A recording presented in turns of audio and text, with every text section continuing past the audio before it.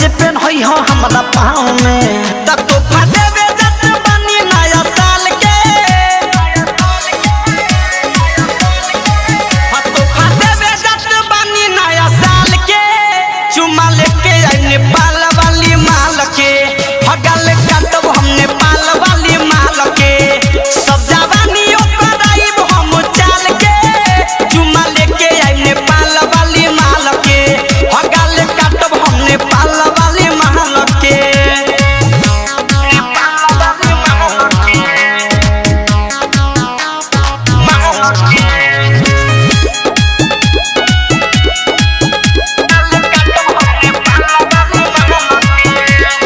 आइल बानी काले हम कमा के गुजर हाथ से दिल खिले गइल बादे ओका दादे बात से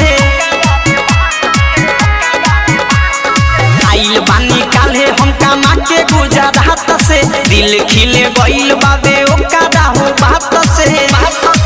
तो जनी पूछ होई यार हाल चाल के चुमा लेके आई नेपाल वाली माल के हगल काटब हम नेपाल वाली माल के सब जवानी ओकर आइब हम चाल के चुमा लेके आई नेपाल वाली माल के हगल काटब हम नेपाल वाली माल के